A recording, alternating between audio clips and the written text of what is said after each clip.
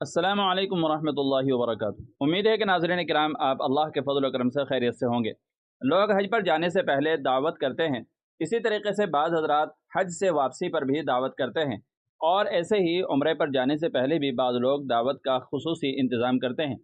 तो शरीयत मुतहरा में इस दावत की क्या हैसियत और क्या हकीकत है, वो मैं आपके सामने रखने वाला हूँ। इस सिलसिले में देखेंगे शरीयत मुतहरा का और उलमा इकराम का फतवा क्या है। तो नाज़रीन इकराम, सबसे पहले हम देख लेते हैं जामिया उलूम इस्लामिया अल्लामा मोहम्मद यूसुफ बिन नूरी टाउन का फतवा।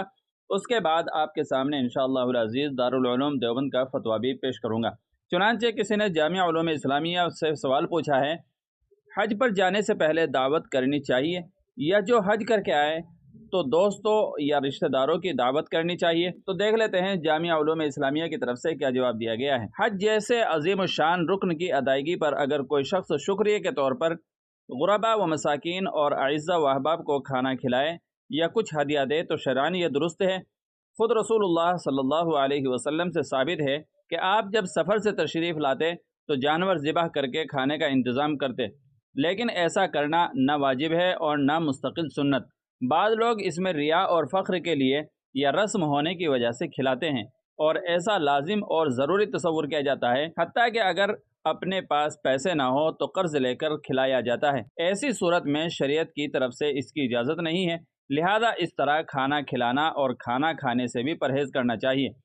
इसी तरह हज पर जाने से पहले इस किस्म की दावत का एहतमाम करना और उसको लाजिम समझना भी गलत है। अलबत्ता मेहमान आए हुए हों और बिला तकल्लुफ़ उनकी खातिर की जाए तो इसमें कबाहत नहीं है। फ़क़त वल्लाहु ताला आलम। दारुल इफ्ता जामिया उलूम इस्लामिया अल्लामा मोहम्मद यूसुफ बिन नूरी टाउन। अब जल्दी से दारुल उलूम देवबंद के फतवे पर भी नज़र डाल लेते हैं कि उसमें क्या लिखा गया है। नाज़रीन किराम, दारुल उलूम देवबंद से किसी साइल ने सवाल किया जिसका उन्वान है हज के लिए जाने से पहले दोस्त अहबाब की शादी की तरह दावत करना। साइल सवाल करता है, हज के लिए जाने से पहले दोस्त अहबाब की शादी की तरह दावत करना और उनसे मिलकर गिले शिकवे दूर करना, पूरे कस्बे में शोर हो जाना कि ज़ैद हज पर जा रहा है, क्या ये सब दुरुस्त है? नंबर 2, ज़ैद की फूफी ज़ैद के साथ हज पर जाना चाह रही है, लेकिन काफ़ी सुस्त मिजाज की हैं, कोई भी काम करने में बहुत वक्त ज़ाय करती है। ज़ैद का ख्याल है कि उन्हें साथ ले जाने पर मुझे हज के तमाम अरकान पूरे करने में दुश्वारी होगी, तो क्या ज़ैद उन्हें छोड़कर अकेले हज पर जा सकता है? कोई गुनाह तो नहीं होगा? बराह करम दोनों सवालों का जवाब दें। तो नाज़रीन किराम, देख लेते हैं दारुल उलूम देवबंद ने इस सिलसिले में क्या जवाब इनायत फरमाया है।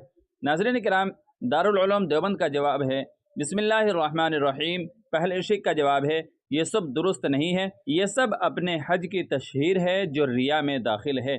दूसरे सवाल का जवाब है, जी हाँ, ज़ैद के लिए हज में अपनी फूफी को ले जाना ज़रूरी नहीं, अकेला भी जा सकता है, लेकिन महज हर काम में देर लगाने की वजह से उन्हें छोड़कर जाना अच्छा नहीं है। हज के 5 दिन आप बर्दाश्त कर लें, उनका भी हज हो जाएगा, उसके अलावा औकात में क़ियाम गाह पर रहेंगी। वल्लाहु ताला आलम। दारुल इफ्ता दारुल उलूम देवबंद। तो नाज़रीन किराम, उम्मीद है कि ये मसला आपको बहुत अच्छी तरीके से समझ में आ गया होगा। चैनल पर पहली बार आए हों तो सब्सक्राइब कर लीजिएगा, और वीडियो अच्छी लगी हो तो लाइक और शेयर ज़रूर कर दीजिएगा। चलिए फिर मिलते हैं किसी दूसरी वीडियो में। अस्सलामु अलैकुम वरहमतुल्लाहि वबरकातुहू।